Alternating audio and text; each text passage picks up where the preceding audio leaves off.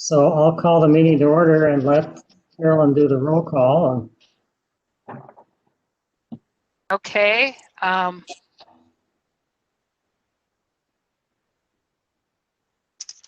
Bussey. Present. Carter. Present. Erickson. Present. Hunt. Keller. Lunds. Present. Peterson. Present. Thank you. Okay. So the first item we have on the agenda is the approval of the minutes from January 12th.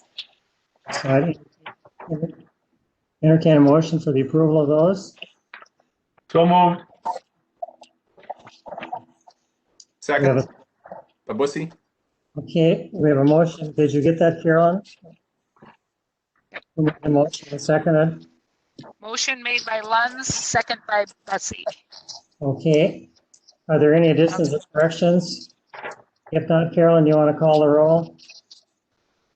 Bussey. Aye. Carter. Aye. Erickson. Aye. Lunds.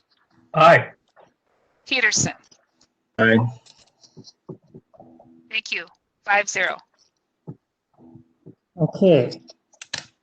The next item that we have on the agenda then is the foreign trade zone.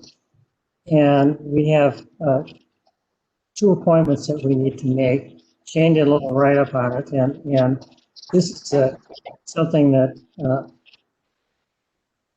I guess it's not quite exactly clear whether somebody has to be on the board or not. That's certainly been our position. And currently, Gene Winstead was appointed when he was mayor, and then Shane has been on for a number of years. And Shane is currently president of the Foreign Trade Zone, and he may want to comment a little bit, but my understanding is, I mean, again, Shane, it's something that things are, but with respect to the appointments, we had several years ago when we had, I think, three people. It was Rob, you were interested, Commissioner Luntz was interested, and Commissioner Hunt, and then Commissioner Winstead, and we appointed the former mayor, Gene Winstead, and it's been my understanding that really was beneficial to have the current acting mayor in the foreign trade zone.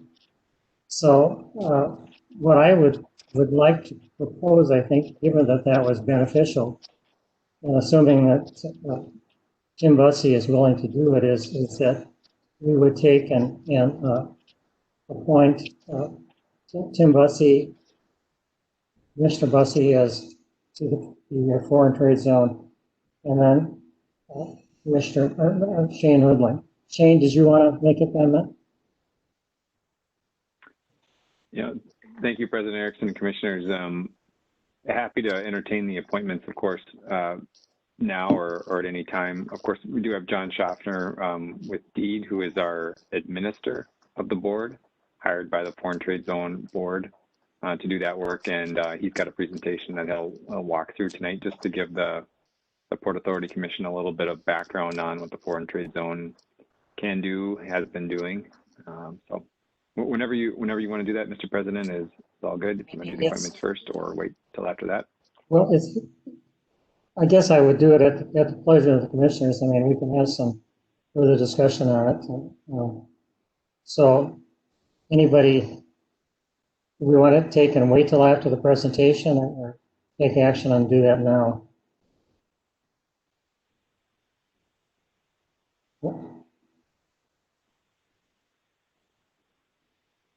I don't see anybody making any noise. Well, why don't we just, if we're comfortable, let's just proceed and get that out of the way and do that. So I guess I typically don't make a motion, but I guess I can. And so I would make a motion that we appoint Commissioner Bussey and then have Shane Woodline as our executive director, as our representatives on the foreign trade zone. I'll second that motion. Okay, we have a motion made and seconded. Any further discussion? Carolyn, do you want to call the roll? You're on mute, Carolyn. The second was Steve Peterson, correct? Okay, Hussey, Aye. Ritter, Aye. Erickson, Aye.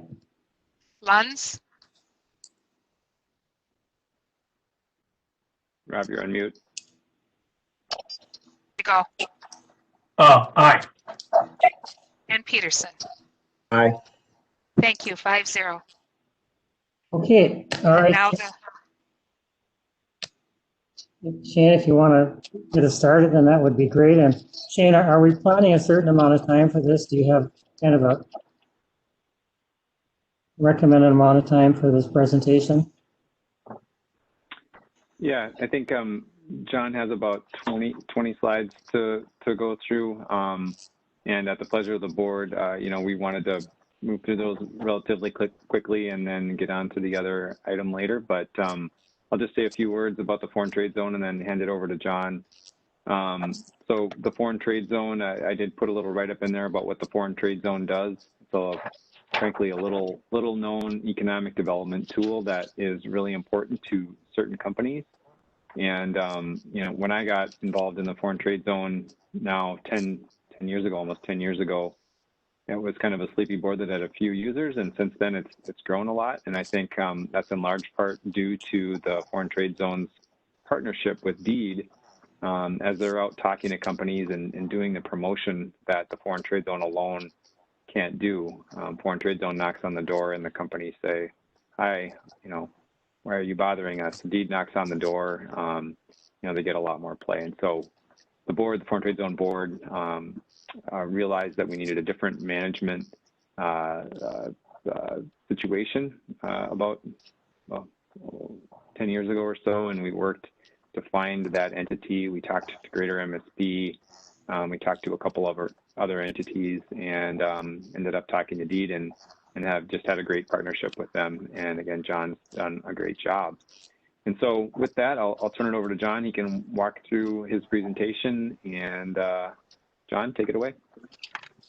Thank you, Shane. I am having an issue in that it's requiring me to quit and restart. I had to change some privacy settings to share the screen. So if it's okay with everybody, I'll just run through it. So we won't hold up the meeting. Great. John, let me, I can pull it up here on Okay. mine and do the sharing, I think. That'd be perfect. If Carolyn makes me the presenter. Carolyn's on mute again. I am now the presenter. Let's see if I can. All of these privacy issues these days are complicating life. Okay. Oh, there we go. Let's see. Let me just maximize this. Give me a second here. I'll get this. Picture's always worth 1,000 words. It could be some FTZ 119 cargo on that ship as we see her in front of us. All right. I'll just do it like that. Okay, John, and I'll try to move along with you. If I'm on a different slide, let me know and I'll flip it. We'll go to the first slide now.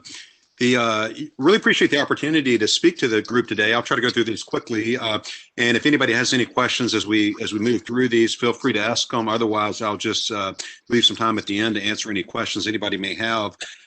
We really wanted to give you an overview of the FTZ today rather than getting too far down in the weeds of it, but happy to dive into the weeds too if anybody wants to dive a little deeper on any of the mechanics of the FTZ. Just a broad overview of what is an FTZ. We find that there are a lot of people, a lot of companies that still aren't familiar with what an FTZ is. The program's been around since 1934. It was created during the Great Depression as a jobs program and still serves as a jobs program today. But as far as what it is, it's actually a secure area under the supervision of U.S. Customs and Border Protection that's considered outside of the U.S. Customs territory for purposes of duty payment.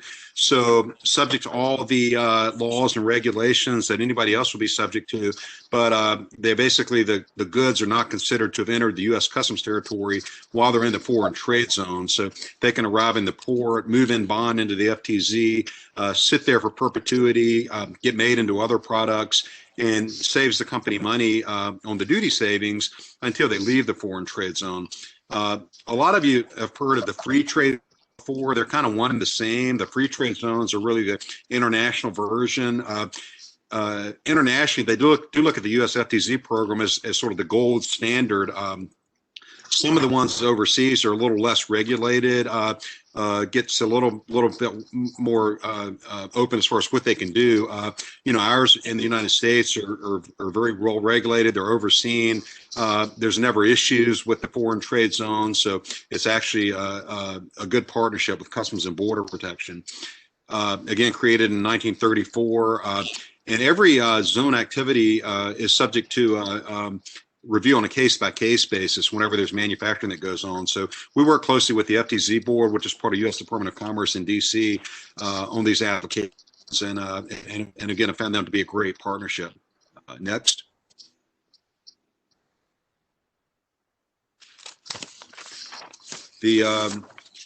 Just my overview of FTZs in the United States, there's 193 across the country. And if you look at everybody's interested in jobs. If you look at the jobs that are in those FTZs, it's 460,000 at 3,300 different firms that work in FTZs over the course of 2019. And we're just now doing the reports for 2020, which is why we're showing the 19 numbers. You look at the shipments going into the FTZs, $767 billion, with 64% of that being domestic status merchandise, which tends to demonstrate that the way the FTZs generally work is they're mixing domestic goods and imported goods to make product here in the United States that otherwise would like to be made overseas. If you look at the largest industries that are in FTZs, it's oil refining, automotive, electronics, pharmaceutical, machinery and equipment. And then if you look at exports that went out of foreign trade zones in 19, that was 111 billion. And I will add just one thing here that everybody may find of interest. I mentioned one of the biggest groups is pharmaceuticals. One of the things that we're working on through the National Association is promoting the FTZ's role in the rollout of the COVID-19 vaccine. Pfizer has 3 FTZs, one in Michigan, one in Wisconsin, one in Florida, to where they were able to use the FTZ to get that vaccine to the market quicker. And basically, the way they were able to do that was they're able to bring in a good that hasn't necessarily been approved by the Food and Drug Administration, park it in the foreign trade zone until they get that approval. And so the drug is here, ready to go. So as soon as the approval came out, those vaccines were ready to go. And there's other pharmaceutical companies there. We've talked to Upshur Smith about it. There's no duty on the pharmaceuticals, but there is on the API, which is the active pharmaceutical ingredient, and that's 6.5%. So the drug companies look at, well, do I make that drug here in the United States or do I make it overseas? If they make it overseas, they can bring it in at 0% duty rate. If they make it here, they'd have to pay that 6.5%, which basically penalizes a company for manufacturing in the United States.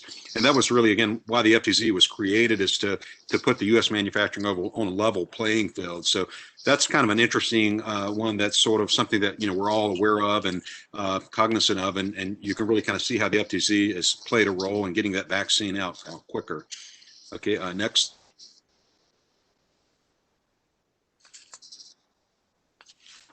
And again, what is a foreign trade zone? It's under the, I think we went back a slide there. Looking at the benefits to business, the way that, if you're a company, why would you enter in a foreign trade zone? Looking at some of the benefits that they can see through they make the application, they get entitled to use zone procedures. And as part of those zone procedures, they're able to, when they enter goods into the customs territory, they can pay the duties on either the original foreign materials or the finished product. So again, if you look at that, they call it inverted duty savings. Like an example here in Minnesota is Polaris. They build engines for off-road vehicles, and the duty on those engines is 0%. The duty on the crankshaft is 8%. It's made in Japan. So they're able to bring that crankshaft into the foreign trade zone, as well as what's manufactured here in the United States, build that engine, and then do the customs entry from the FTZ and basically pay that 0%. So Polaris gets the same treatment by making that engine here as if they were making the engine in Japan. And also, the second item there, domestic goods that are moving into the FTZ are considered exported upon entering the zone for purposes of excise tax and drawbacks. So drawbacks a long, complicated process. By using an FTZ, a company is able to basically not pay the duty, and then if they re-export the good, they never pay the duty, never do the customs entry, never pay the duty.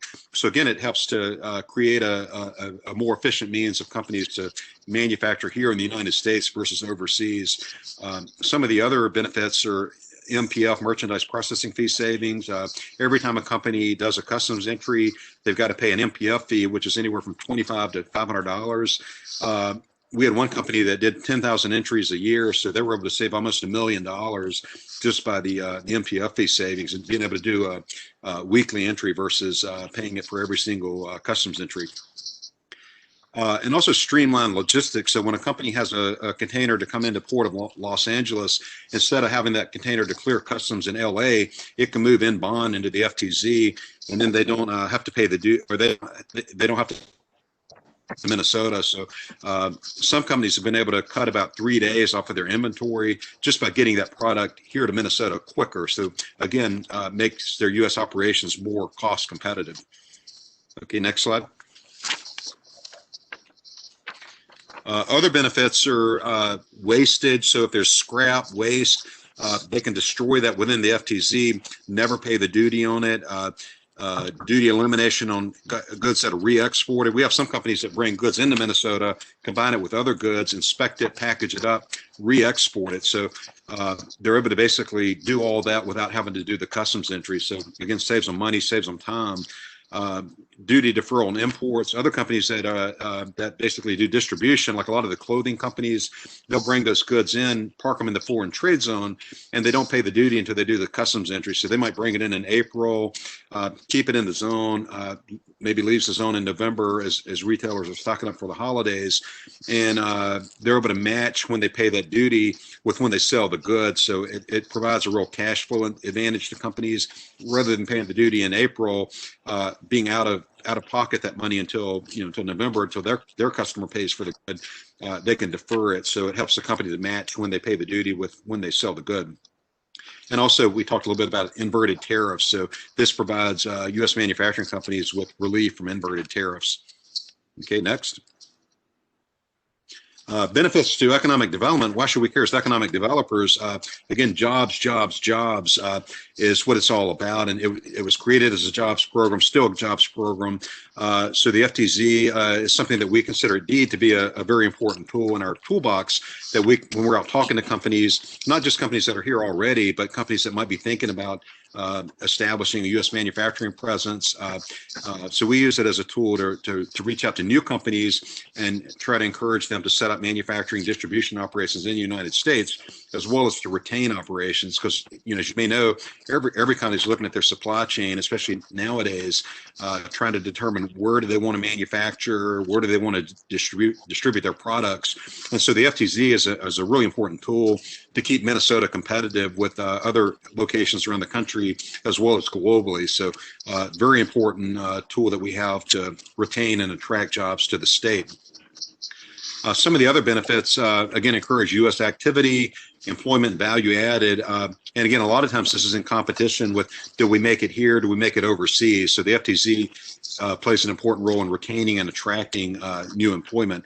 And again, FTZ sites remain within the jurisdiction of federal, state, and local governments. So they can't do anything within an FTZ that's not legal within the United States or within the state of Minnesota or within the city of Bloomington.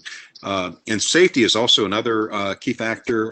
The FTZs are considered a best practice under the Customs and Border Protection, Customs Trade Partnership Against Terrorism.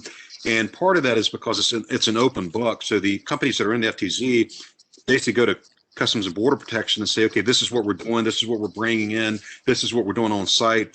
And kind of like the IRS, CBP has an open invitation to come in and check that out at any time.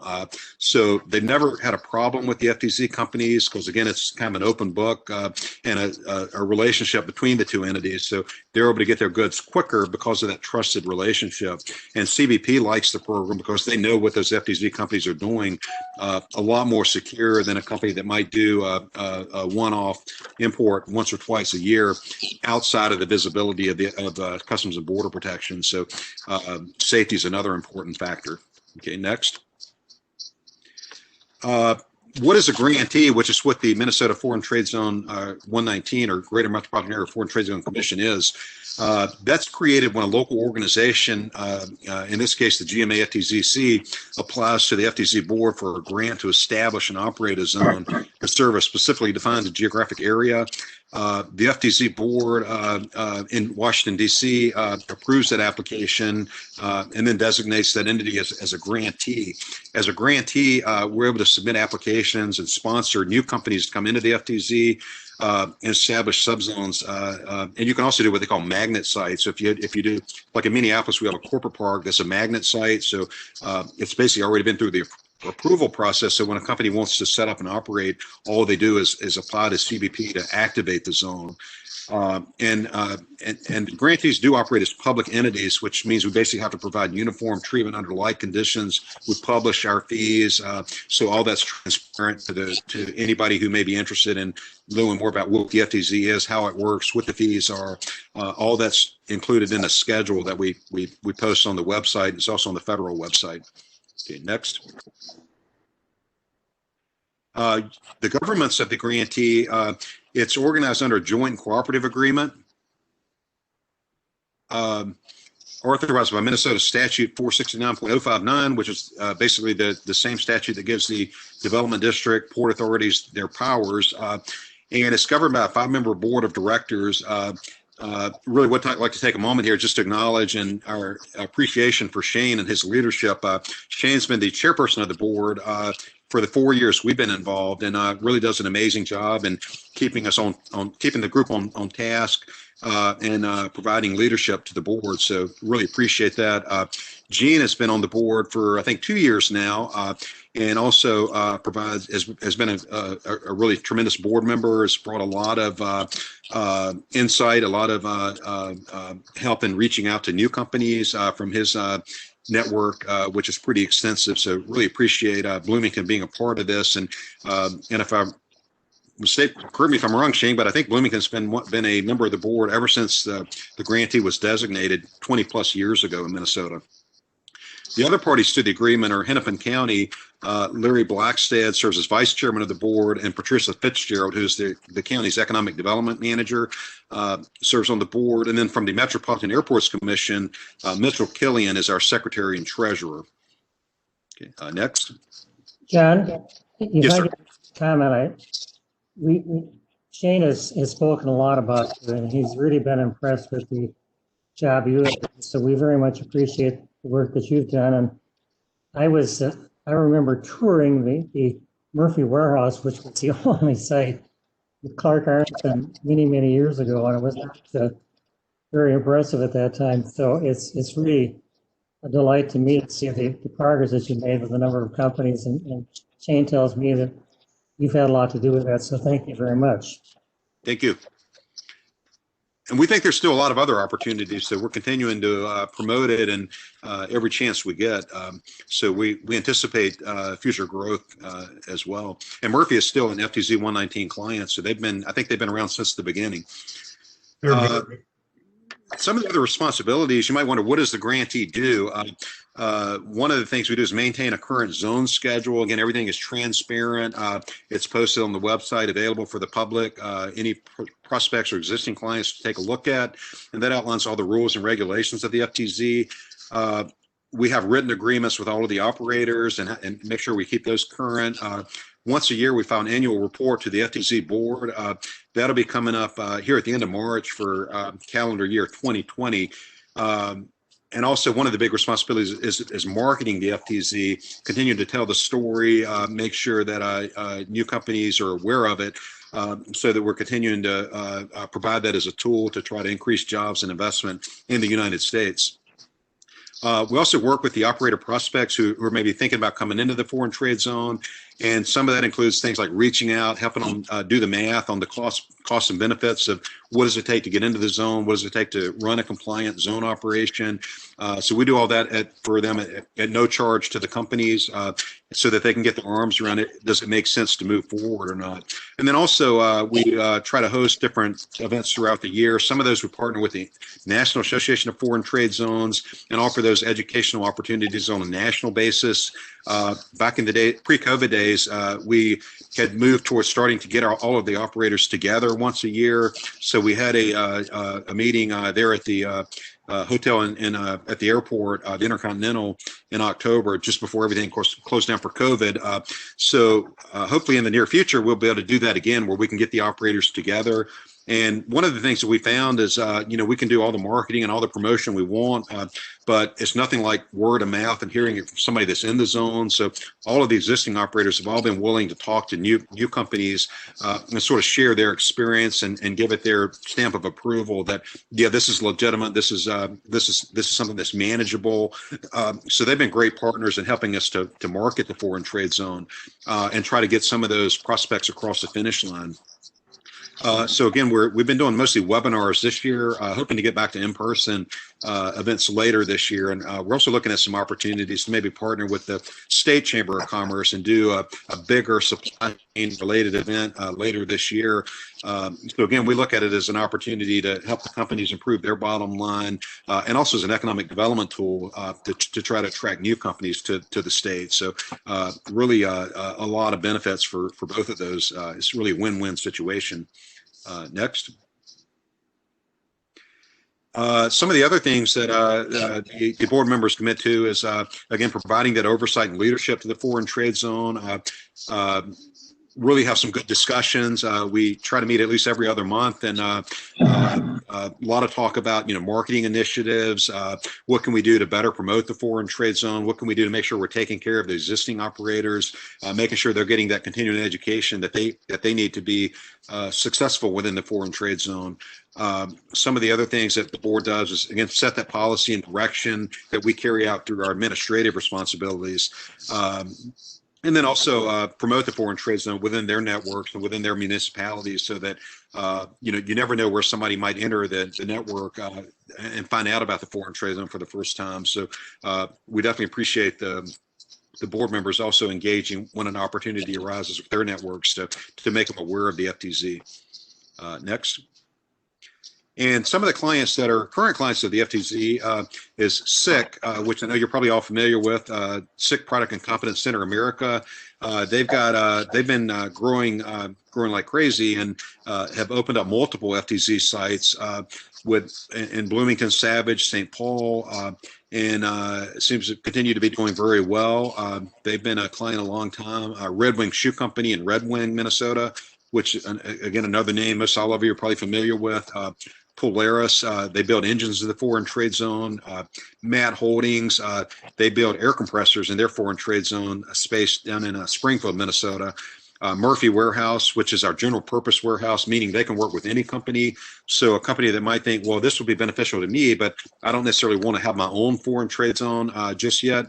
They can start out working with a Murphy Warehouse, and then depending on the volume and if it makes sense for them, they can branch out into their set up their own subzone, and we're happy to help them do that. The newest client is AGCO, which makes the big tractors down in Jackson, Minnesota. So they came in about a year ago, and or the newest client seems to be working out pretty well. So we're looking forward to seeing them continue to grow and expand also. Next. Some of the accomplishments that have happened over the years, other than just the day-to-day running a successful compliant operation, or the board did pursue designation of the alternative site framework back in 2011, and that basically enabled us to move a lot faster. That encompasses the 13 county service area, which is roughly 60 miles, 90 minutes to the Port of Minneapolis. By having that ASF set up, we can basically get a new client into the foreign trade zone in less than 30 days. We've heard stories that years ago it was a 3-foot tall stack of paper to get in the FTZ, 6-7 month process. Now it's a 30-day process. And the FTZ board and the grantees have all worked together to really streamline things quite a bit. So if you talk to somebody that looked at it 20 years ago, it's really a whole different program today as far as what it takes to get into the FTZ, much more streamlined. And the ASF has been a really important part of that. And basically what that involved was doing a lot of the application work on the front end. So normally there's public notices, hearings that have to be held, things like that. So with the ASF, that stuff was done ahead of time for that entire 13 county area. So it enables us to basically eliminate a lot of those steps along the way and just move right into the application process. Now, if they're doing production, that is still a separate process, which takes a few months, but still a lot easier than it used to be years ago. We can still sponsor companies that are outside of the ASF area. It's just a longer process because we do have to do those public hearings and provide those notices. So it takes about 4 months instead of a month, but still is possible. And then also there's different fees of either $4,500 or $6,500 to Department of Commerce. If they're in the ASF, those fees are eliminated. So makes it a lot more cost efficient for a company to move forward as well. If they're outside of that, they are subject to those fees. It doesn't go to us, it goes to the Department of Commerce. And the FTC is, and I think everybody's always interested in this as well, it's 100% self-supporting, so there's no public money that goes into funding this operation. The administrative funds that come to deed, we use 100% of that and put that back into the FTC, back into marketing the FTC, attending different FTC-related, supply chain-related events. So there's no salary money that's taken out of that. It all goes back into promoting and administering the FTZ. As far as running it on an annual basis, that's all covered through the grantee fees. There was a $200 fee, member fee that was paid each year, and we waived that this year because the entity is in a financially healthy position. So nothing's being asked for by any of the board members or sponsoring entities to support the foreign trade zone. And if you look at just the If my memory serves me correctly, we used to have to make an annual contribution in support of the FTZ. Maybe incorrect, but Shane, I think a number of years ago, this was not a major amount, but it was several $1,000s a year or something. So that's progress. That's good. Yep. We've been reducing that in recent years. And let's say last year was $200. This year it went to $0. It was waived for this year.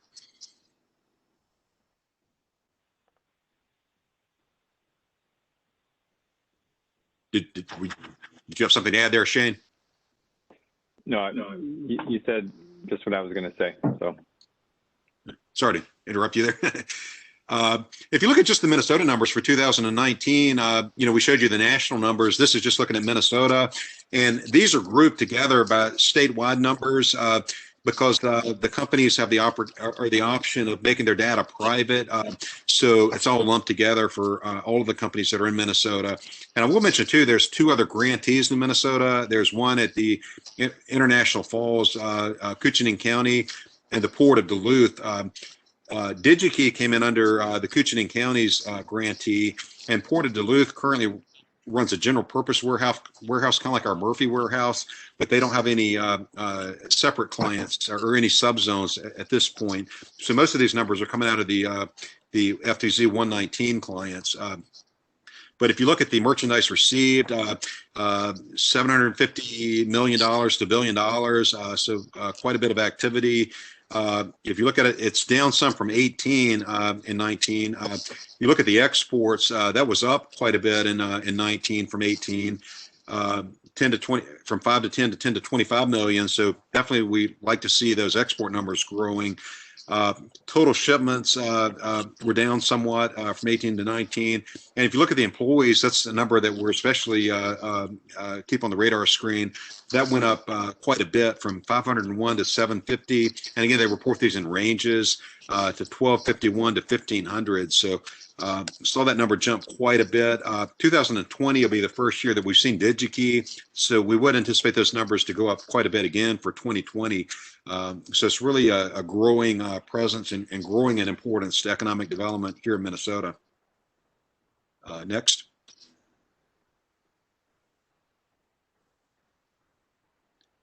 And that concludes the presentation. And again, happy to dive into any questions anybody may have about the mechanics of it, why it works, who's in it. But again, we'd just like to take this as an opportunity to thank you all for your time tonight. Really appreciate the opportunity to make the presentation. Really appreciate the support of the Port of Bloomington. I've enjoyed working on the FTZ. It's a lot of fun. You learn a lot about international trade, and I think it also gives us an opportunity to stay in close contact with those FTZ clients. So we're not only aware of what's happening from a trade perspective, but also what's happening from an economic development opportunity perspective.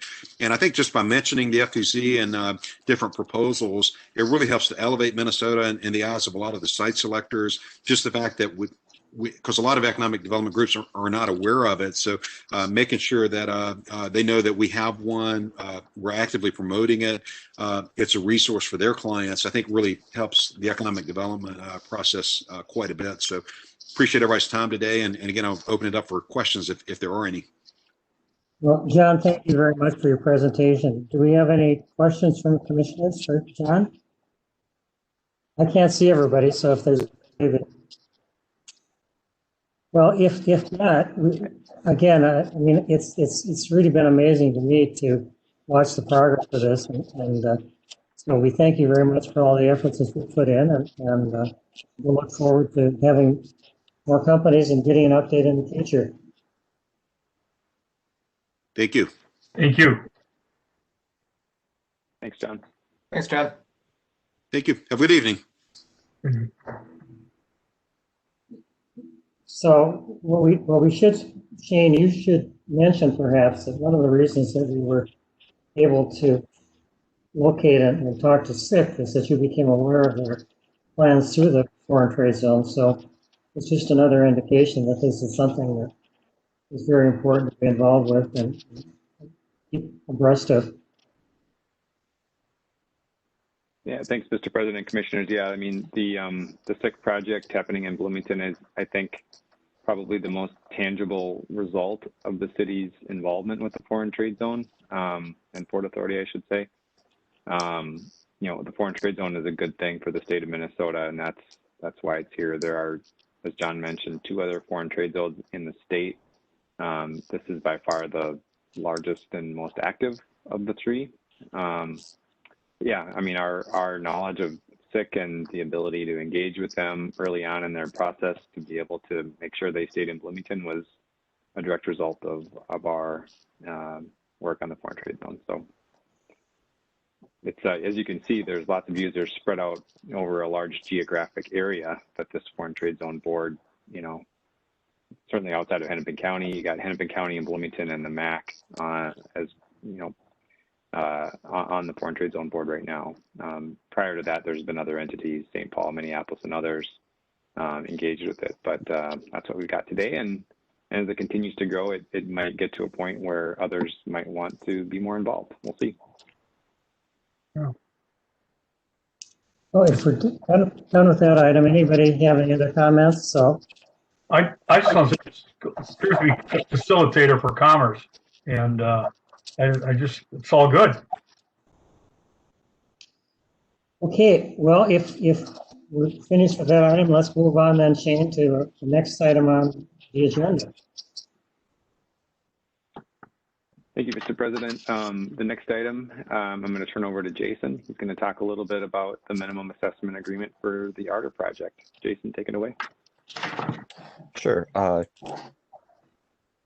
going to share my screen here.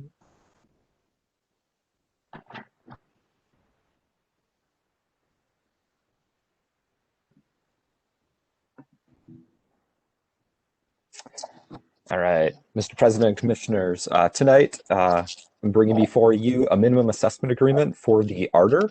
That is phase 1 of the American Square project. The developer is seeking the approval of this document so that they can record it for the Arter prior to their financial closing next month. Typically, minimum assessment agreements are approved as part of a development agreement package. However, the timing does not align on this project with the phase 2 affordable. As the developer is continuing their due diligence on the phase 2, in which that is the project that is seeking the financial assistance, which would have the development agreement tied to it. Pardon me, Jason, can I interrupt for a second? Could I just request everybody, if you're not speaking, to mute your your microphone. I'm getting a lot of chatter and a lot of background noise that making it difficult to hear. If you could do that, that would be appreciated. Thank you. Sorry, Jason. No worries, Mayor. Thank you. So if you recall, just to kind of give you a little bit of background, this project is 2 phases. Phase 1 is the Ardor, which is the 100% market rate project, which is located just east of 34th Avenue, south of American Boulevard. This project is not seeking any financial assistance and is expected to break ground next month. Phase 2 is the Quinn, which is a 100% affordable project in which, as I previously stated, the developer is still doing the due diligence there, potentially looking at a financial package and future construction sometime later in 21 or early part of 2022. And so the Port Authority Commission approved the housing TIF district back in August of 2020.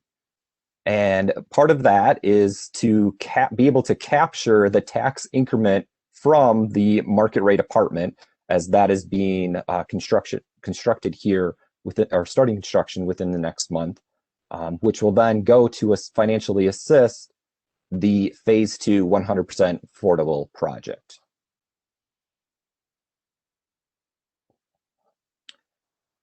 The minimum assessment agreement is to assist the developer to help them secure financing for the Phase 2 affordable project, and then ultimately to help reduce risk to make sure that there will be sufficient tax increment to cover any of their financial obligations. Our city assessing division has reviewed their plans and documents and have agreed to a minimum assessment of $43 million, which is outlined within the minimum assessment agreement.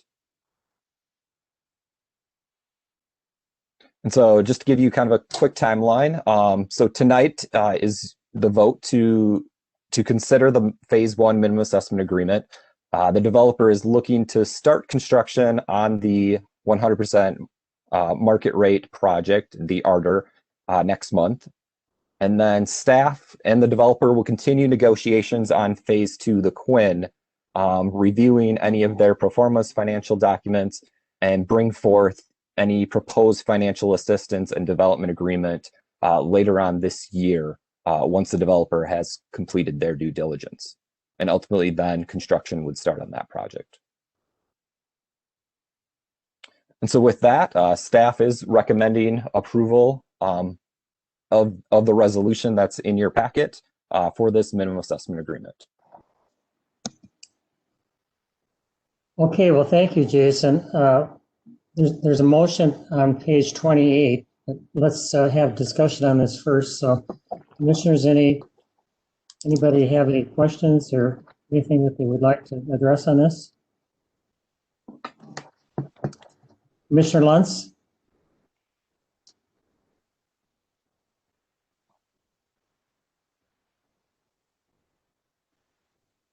I'm sorry, I had to get unmuted there. City Assessor Matt Gershmal looked at this, got comfortable with the 43 million. That's divided by the number of units. That's about $178,000 a unit, and that's up there. I mean, I think it's reflective of the quality of the project they're going to be putting up. So I just wanted to point that out to get it into a unit of comparison maybe other board members can relate to. So, and Shane, I do have a question here. Do you know, is that 43 million, is that reflective of Matt Gershmal analyzing the cost, or did he do a value conclusion as to the income it can generate and what it would sell for in the market, that kind of thing? Do you know? Mr. President. Yeah, go ahead. Sorry, President Erickson, Commissioner Lunds. The city assessor, so Matt Gershmal and his team, they looked at the full pro forma of the project, so income, revenue, generation, as well as the project costs to come up with that valuation. Jason, do you know what the project projected cost of the project is? Mr. President, Commissioner Lunds, off the top of my head, I do not have that number before me. Okay. And do you know whether it includes just construction costs or includes the land contribution also? I mean, that'd be my question. if we had an answer for it. Mr. President,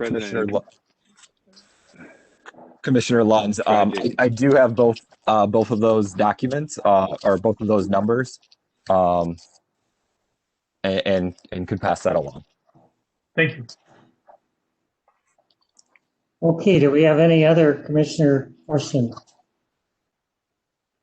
Mr. President, I do have one question. It's actually Jason. I guess my recollection on the original approval of this back in August is because they weren't requesting assistance, that some of that information might be confidential, and so if we did provide it, we'd have to make sure that we weren't disclosing things that were confidential. I know Jason will be on top of that, but we'll get out what we can to the board members and make sure that we do so correctly. But the city assessor, I know Matt does his work well. He looks at costs, but he doesn't, things cost double what they're valued of and things like that a lot of times. So, yep. I mean, they will have to divulge that to get a building permit and, occupancy permit as they go along with the total cost of construction. That's pretty much required by the city, isn't it? Mr. President, Commissioner Lunds, yes, that is a technical requirement. However, I know from experience that a lot of times that number isn't fully reflective of the total project cost. And a little bit of it is dependent on how they actually get building permits. If it's done in phases, which a lot of times larger projects like that are, the plumbing contractor will come in and put a value on their work, and then the HVAC contractor will come in and put a value on their work, and it may not roll up to be the number that sometimes you see as a total project cost. And so it's an inexact science. And so for projects that aren't, public, the real cost is not usually known specifically unless the owner / developer specifically says, yeah, you can release it, and then you're just going with their number. Thank you. Okay, well, Shane, thanks for the clarification. I think it's important to maintain confidentiality where we have issues like that, and so we'll be getting out, I guess, whatever information we can within those bounds. So if there's no other questions or comments that people would like to make, there's a motion on starting on page 28 of your package for the authority to pass. So I would entertain a motion for. I'll make the motion as shown on page 28 and 29 in the agenda. Okay, Commissioner Peterson made a motion. Do we have a second? Second. Second by Commissioner Carter. Any further discussion? Carolyn, do you want to call the roll? Bussey. Aye. Carter. Aye. Erickson. Aye. Lunds. Aye. Peterson. Aye. 5-0. Thank you. Okay. All right, Shane, do we have anything else that we need to discuss tonight? That is all for tonight, unless there are other questions or topics. Okay, well, thank you very much. Shane, do you want to mention the concurrent meetings? The two? Yeah, thanks, Carolyn. President, Commissioners, just as a note, you received updates again on Friday. There's two meetings that are upcoming, March 2 and March 15, that we should circle on the calendar. Hold those dates. Something could change. It's a month away, but which sometimes happens with these items, but we think those are two solid dates sitting here today. Okay. If we don't have anything else, I guess we can adjourn. So thank you very much. Good night. Thanks, Night, everyone. Good night, everybody. everyone. Thank you all. Good night. Here. All right.